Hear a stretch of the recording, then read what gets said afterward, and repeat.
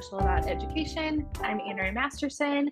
I'm on the board of directors for KY IEP Advocate, and I'm here with our host, Shannon Masterson, who is also the founder and executive director of KY IEP Advocate. In this episode, where we're starting is the evaluations have been completed, and the parent is getting a phone call or an email or some kind of communication to let them know that that evaluation has been completed. So Shannon, can you tell us a little bit about what happens after that? So once you have notice that these evaluations have been completed, my first bit of advice is to ask that they send you all the evaluation reports before the meeting so that you can look at them. Doesn't make any sense that you should show up to a meeting about your own child where everybody else sitting at that table has read the reports because they wrote them, probably knows what kind of outcome they're leaning toward, eligible or not eligible, and you as a parent show up and you have no access to any information until they give it to you.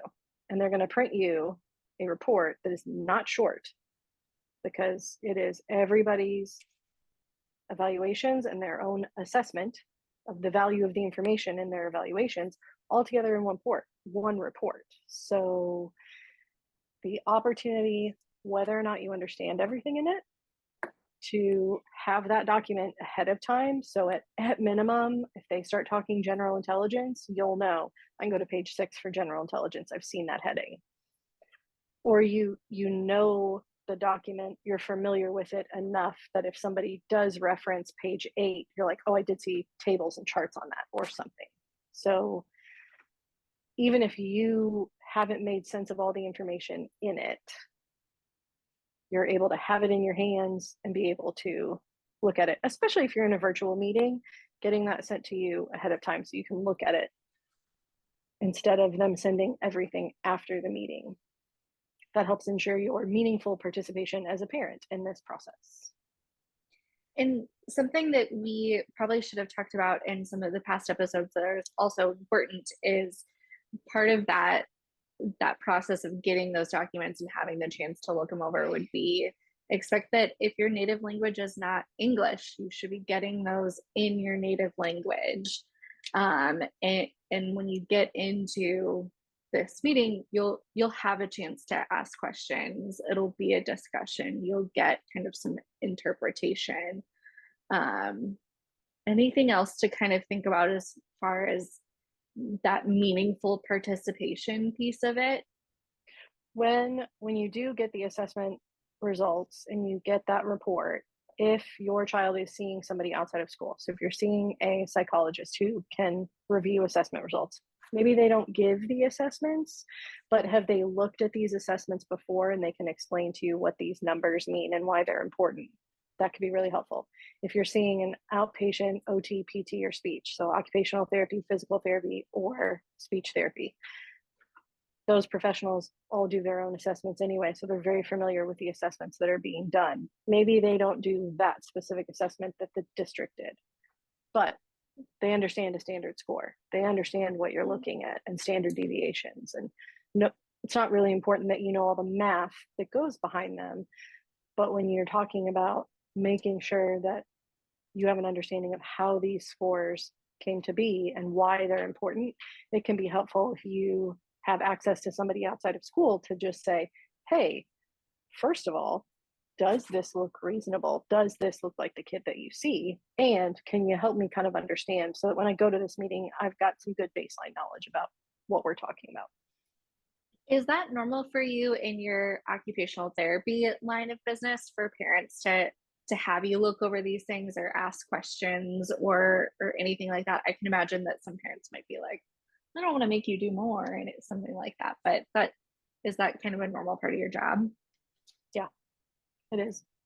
Yeah. But it's also fine. I do home visits, so I'm in and out of people's houses. I see parents all the time. I'm engaging with parents just as much as I'm engaging with kids in a lot of ways. If you're going to outpatient therapy and you're just crossing paths with a therapist, or an aide is coming out to get your kid and bring them back and you don't really have access to that therapist to have the conversation. Unfortunately, that's reality in some cases. Maybe that person isn't the person for you to try to take time to Mm, get that information. Hopefully, every therapist feels pretty good about reviewing their own disciplines assessments. mm, If somebody says, I don't do that, I don't know, then that's also the information that you need. You don't want them giving you inaccurate assessments and making inaccurate assumptions. So it's also, as much as that isn't what you want to hear, it's also probably good that that is what you hear. So you don't go to that person. It's also the school district's responsibility to explain these mm. assessment reports and the scores within them in a way that makes sense to you. So don't feel like if you're not going to outpatient therapy and your kid doesn't see a psychologist or a counselor that can help go over these things, that's a great if you have access to that. If you don't have access to that, it's their responsibility to explain them to you. So, regardless of what your baseline knowledge is going into the meeting, they have the responsibility to explain their own assessment reports to you. Can we get into that a little bit more? So you've got the phone call, the evaluation's completed, and next you're going to have this team meeting. What's important for people to know about the actual meeting? Who's there? When is it? Is it a phone call or in person? All of those kinds of things. So the first thing to be aware of is that the federal regulations support that these meetings are held at mutually agreed upon times and places. So if the district calls you and they say, hey, we do all of our eligibility meetings Wednesday at 8:30, and you're like, I absolutely cannot do Wednesday at 8:30. It is important that you have some flexibility on your end as a parent, recognizing that like they're not going to meet with you on a Saturday because mutually agreed upon time and place includes them agreeing to your time and place. So you're just going to be pushing this out longer and longer if you can't accommodate any sort of school day schedule. But if they say, oh, we usually do this on this one day, and that's like the one day that you work, or the one day you can't take off, or the one day your other child doesn't have childcare and you can't focus on this, then it's reasonable to say, I just can't do it on Mondays, but I can do it Tuesday, Wednesday, Thursday, Friday. And so you have the ability to negotiate these things. Time and place also now includes a virtual meeting versus coming in person for a meeting. As somebody who was working pre-COVID in the schools and nearly Mhm. everything happened in person or on the phone, I think it is especially helpful for a school staff member, especially for a district that has people that are moving in multiple buildings. It would be great if I could have attended a meeting for a kid in a district that I wasn't working in that day. If I Mhm. could log into a meeting in my car to talk about a kid in a district that I wasn't in on Tuesdays, I could still go to that meeting if that would have been an option. So, mutually agreed upon time and place for you and the district. So, just because they offer you one option doesn't mean there are no, that's the only option ever. And then can you talk a little bit about who all is at this meeting and also what the report like what are you actually looking at? You talked about how it was long, but what will it include? What will it look like? What does that meeting look like? So, also, when they're giving you meeting dates, it could be a phone call that says, "Hey, we're available these dates, these times. Which one works for you?" Could be an email back and forth. Available these dates, these times. Something for us to Mhm. get to in a future episode is the meeting notice document that the district has to give you future notice for at least 7 days notice for a meeting. On that meeting notice, we can talk about it later. It says what we're doing at this meeting and who's coming. So they give you enough time to prepare so you can have your opportunity to prepare for your meaningful participation. So we can get to that. Once you have the assessment form in your hand and you're ready to go to that meeting that has been scheduled at a mutually agreed upon time and place, you can expect that anybody who did an evaluation for your child is in that meeting to explain their assessments and explain their results. If the person who did the evaluation, so as an OT in the schools, if I wasn't there, if the OT that did the assessment wasn't there, it is okay, but can be expected that the supervisor can be there. That person will be available to interpret those assessment results for anybody who, if they are in your discipline. I know sometimes there's just like a Yeah. related service supervisor. So if that person's a speech therapist, it feels a little funny to have them interpret OT scores. Best case scenario is the person who did your assessment is there, or somebody who could do your assessment is there Mm. to explain those results to you. Someone who's got the knowledge, that's a subject matter expert in their field, that knows kind of the lingo that could help. And then when you're actually looking at the report, are you just seeing like the raw data, or does it have recommendations? What does that actual report look like? So in some districts, they call them a multidisciplinary report. In some districts, they call them an integrated report. It's basically the report that has all the disciplines. It has the evaluation write-ups for everybody in one document, so that you're not getting, four different documents. They'll put it together all in one, because all of this data goes together to make the eligibility determination. So you're looking at raw data for the assessment results. You're looking at a narrative that explains why these scores are important. You're looking for information about if the purpose of the evaluation is to look for scores that are atypical. It's also important that the typical scores are described, so you know how far off typical you're looking at. So having a good explanation. Obviously, when somebody's writing it, you don't know the receiver of the information, so you can be including some lingo and some jargon that may not be the easiest to understand. But that's why having this meeting with everybody together, you're able to say, what does this actually mean? Mm. How did you get this? What did this look like? And able to ask those questions. When you're looking at scores, like a standard score, is it important that you know all the statistics and how you get that? Maybe not. But when they're giving you a standard score and they say, what we would like to see somebody at is here. Mm. What we do see is here. So now we got to talk about, like, where's the gap? How does this happen? And what are we going to do? Is this gap wide enough? Do we think we're moving in the direction of it's already closing, so let's watch this? Are we looking at, like, this seems to be getting bigger and bigger, so we need to provide some intervention, and what are we going to do to close that gap? But being able to have everybody together, and the people who have the skill set and the knowledge available to discuss what their assessments are and the results of their assessment. And then the third layer that's usually most important is, how is this important in a classroom? How does this impact your kids' participation in education and their access to education? And what I'm hearing is also kind of key takeaways for parents are this meaningful participation is important. You are a member of this team. You're not just being told this is what we see, take it or leave it. Like you have the right to agree or disagree, to be a part of the conversation. I think another key takeaway I'm hearing, it's kind of a theme throughout this entire thing, is put everything in writing. If you're getting a phone call about an upcoming meeting, make sure you follow that up with an email. If you set up that specific email for your kid for this situation, use that, kind of keep it all in one area.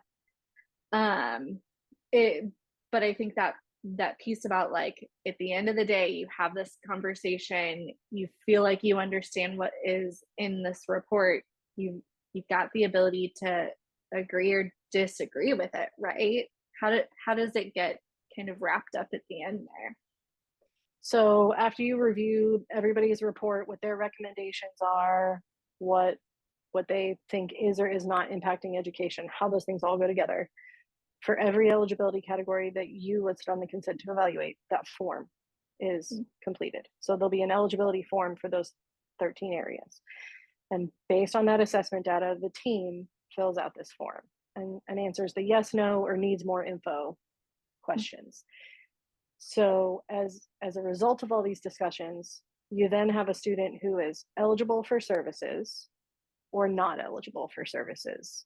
Sometimes in not eligible, we're like, oh, you meet eligibility criteria in 2 categories. So which is the most appropriate, which seems to have the largest negative impact? What is the thing we're going to focus on now?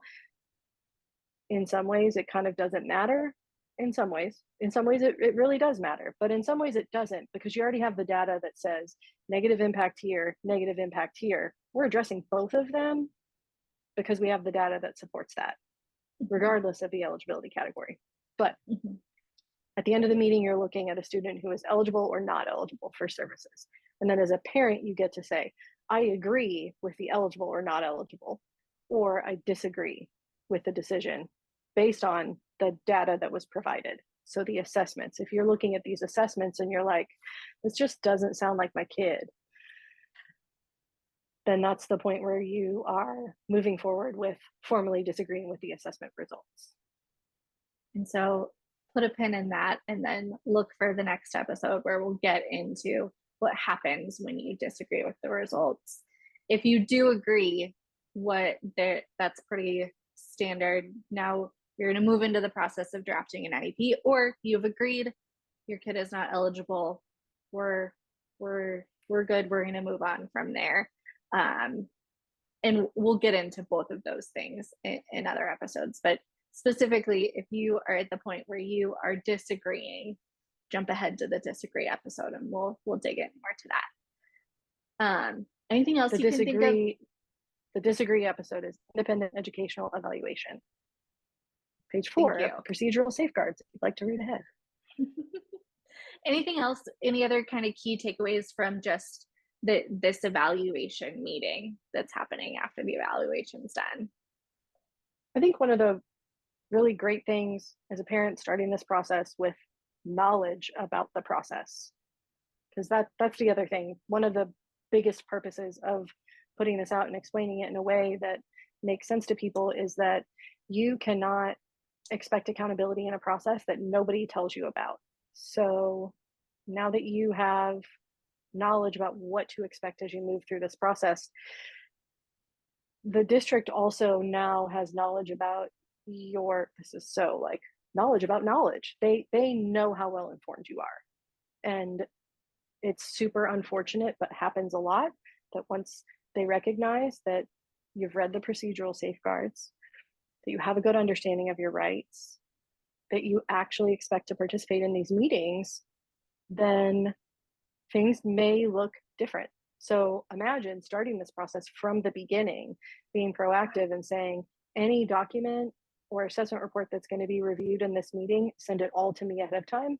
And now you set the precedent that these things are going to be sent to you ahead of time, no matter what.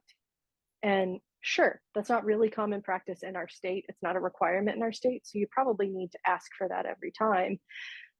But they're not going to be caught off guard when you ask for that, when you start this process with meaningful participation, proactive participation as a focus. And if they know that you're coming to the table and you're well informed about the process, you're well informed about their responsibility and your rights, things can move smoothly. And you may have less of these conversations that you leave and you're like, I think I went in and I asked for this and I left and I don't know that we ever got to the thing that I asked for. Or I have a concern about school and I'm leaving, but I think it's a problem with my parenting. And you can kind of avoid some of those feelings and conversations if they know that you're well informed about what their responsibility is and what your rights are. And I'll just give another plug to your website and your Facebook and your Instagram. KYIEP Advocate website is kyiepadvocate.org. I think those are really helpful tools that you kind of put out in the world to help you feel more well informed and to feel more confident, and just know that if this is resonating with you in any way, check out those things. You'll find like a wealth of information, knowledge, links to these types of things as well. And keep listening. We'll keep diving deep. Thanks so much, Shannon.